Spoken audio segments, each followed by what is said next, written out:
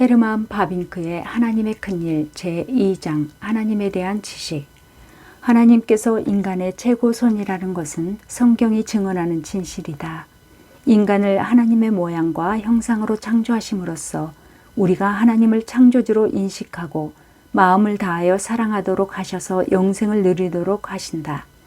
성경은 하나님의 창조와 천상 세계에 이르는 완전한 회복을 증언하고 있다. 그리고 이 둘 사이에는 위대하고 포괄적인 은혜 언약을 그 내용으로 한다. 나는 너희의 하나님이 되고 너희들은 나의 백성이 되리라. 하나님께서 우리와 함께 하시는 임마누엘이신 그리스도는 그 계시의 중심점과 그 계시의 정점에 이른다. 다시 말하면 예수 그리스도의 성육신으로 그 약속을 성취하신 것이다. 하나님의 말씀은 그 언약을 성취하시는 행위의 원리이다. 하나님의 말씀은 언약의 씨요 하나님의 말씀은 언약의 배아이다. 하나님께서는 행하심으로 그 말씀을 실현하신다. 하나님께서 태초의 말씀을 통하여 사물들을 무로부터 창조의 새 역사를 이루셨다. 하나님께서는 그 말씀을 통하여 새 하늘과 새 땅을 이루시는 것이다. 그렇기 때문에 말씀이 육신이 되신 예수 그리스도께 은혜와 진리가 충만하시다고 말씀하시는 것이다. 그분은 태초에 하나님과 더불어 있었고 그분은 그 자신이 하나님의 말씀이시다. 그리스도는 동시에 인간의 생명과 빛이셨다. 하나님께서는 그의 생명을 그리스도께 맡기셨고 하나님의 생각을 그리스도 안에서 표현하시기 때문에 하나님의 모든 충만한 것들이 그분 안에서 나타나게 된 것이다. 그리스도는 아버지를 우리에게 선포하시고 아버지의 하나님의 이름을 우리에게 나타내셨을 뿐만 아니라 그리스도 자신 안에서 아버지를 우리에게 보이시고 우리에게 주신 것이다. 그리스도는 표현된 하나님이요 우리에게 주어진 하나님이시다.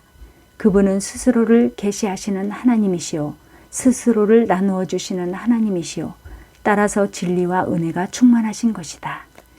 당신은 우리 하나님이요 우리는 당신의 백성입니다 라는 끝없이 다양한 신앙의 말들로 모든 시대에 걸쳐서 교회는 대답하고 있다. 그런 신앙 고백은 과학적이거나 교리가 반복되고 있는 메마른 형식이 아니라 신자들이 깊이 느끼고 인생의 경험으로부터 우러나오는 현실에 대한 신앙 고백이다. 구약과 신약에서 우리에게 나타나는 선지자들과 사도들, 그 후 그리스도 교회에서 나타나는 일반 성도들은 하나님에 대해서 추상적 개념이나 철학화하지 않았다. 하나님이 그들에게 무슨 의미가 있고 삶의 모든 환경에서 하나님께로부터 입고 있는 은혜가 무엇인지를 신자들은 고백하고 있는 것이다. 하나님은 신자들에게 있어서 합리적으로 분석해서 나오는 차가운 개념이 아니라 살아계시며 인격적인 힘이었고 신자들 주위의 세계보다 무한히 더 본질적인 현실이었으며 영원하신 경배의 존재로서 유일하셨다. 하나님의 백성들은 자신들의 생애에서 하나님과 함께 생각했고 하나님의 장막 안에 거하고 마치 그분의 눈앞에 있는 것처럼 행했다. 하나님의 전뜰에서 봉사했고 그분의 성소에서 그분을 경배했다. 그들의 경험의 순수함과 깊이는 하나님이 그들에게 무슨 의미를 가졌는지를 그들이 사용한 증언 속에서 나타났다. 그들에게 있어서 하나님은 왕이시며 주님이시요 지도자이시며 목자이시요 구주시요 의사요 보혜사요 사람이요 아버지이시다. 그들의 구원과 축복, 진리와 의와 생명과 긍휼, 능력과 힘, 평화와 안식 등 모든 것이 그분 안에 발견된다. 그분은 그들에게 태양이고 방패시며 빛이시고 불이시며 근원이시고 원천이시며 반석이시고 피난처시며 높은 산성이시요 장이시고 그늘이시며 성이시고 성전이시다.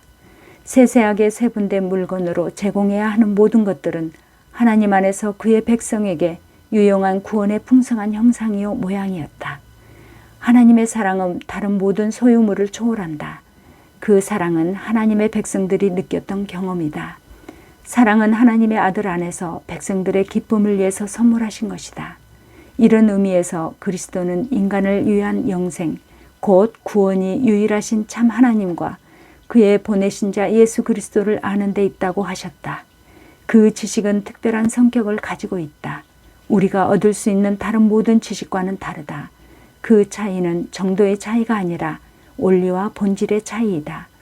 예수께서 말씀하신 하나님에 대한 지식은 그 근본과 대상이나 그리고 그 본질과 효과 면에서 피조물들에 대한 지식과 다르다. 그 근원에 있어서 무엇보다도 다른 것은 전적으로 그리스도에게 있다. 확실히 다른 우리의 모든 지식은 이성에 의한 통찰과 판단으로 그리고 우리의 자신의 노력과 연구로 얻을 수 있음을 말한다. 그러나 유일하신 참 하나님에 대한 지식을 그리스도께서 자녀인 우리에게 주신 것이다. 그것은 그분 밖에서는 발견할 수 없고 학문의 전당에서도 유명한 철학자들 가운데서도 찾을 수 없다. 그리스도만이 아버지를 아셨다.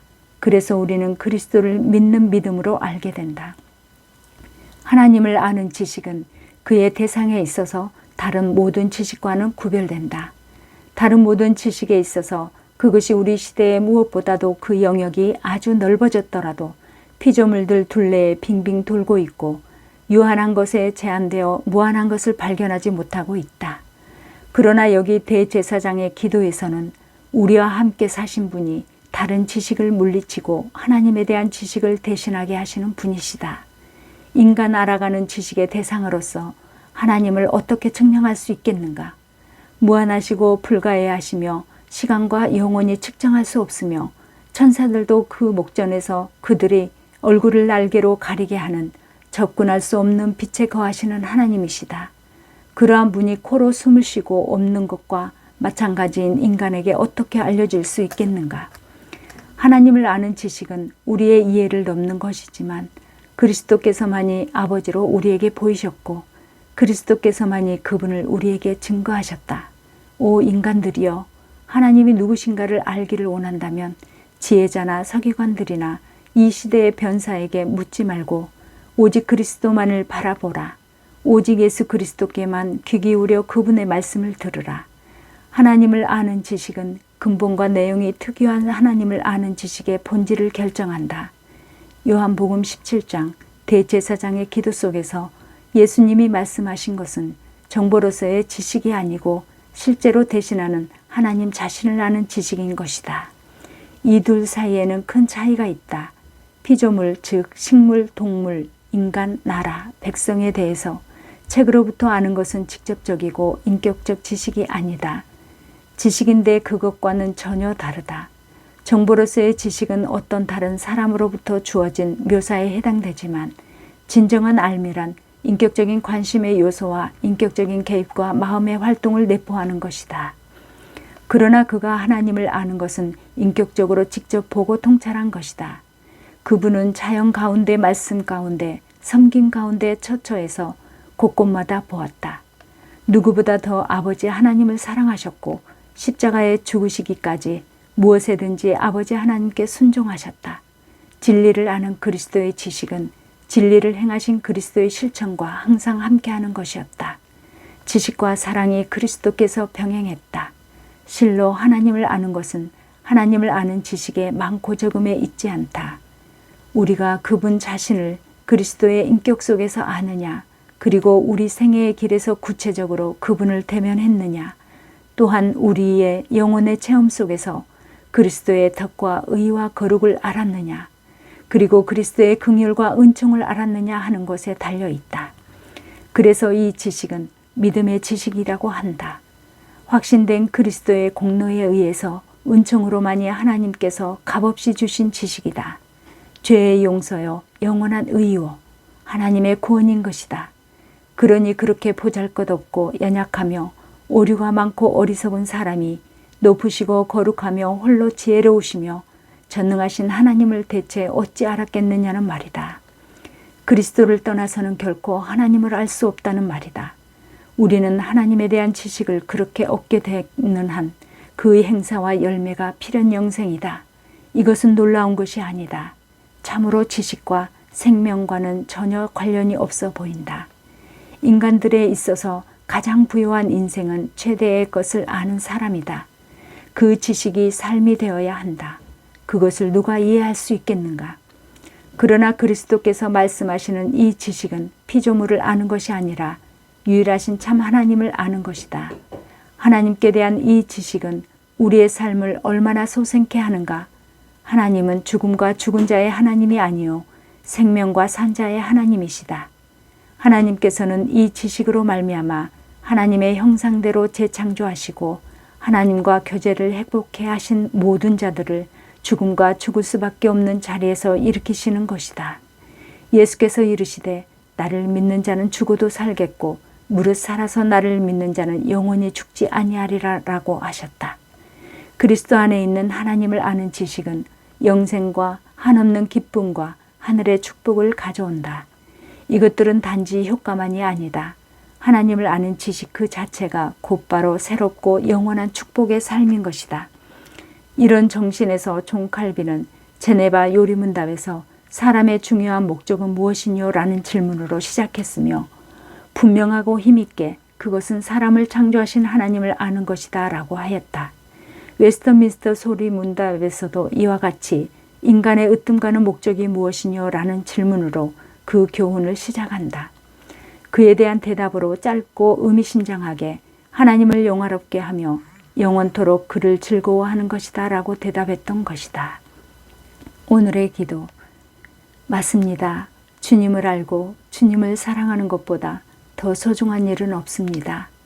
그렇기 때문에 저희가 영생을 누릴 수 있다는 사실을 망각지 않도록 저희를 늘 채근해 주십시오. 조금 더 주님을 알 수 있게 저희들의 지성을 열어주시고 조금 더 주님의 사랑에 깊이 빠져들 수 있도록 저희들의 영혼을 깨워주십시오.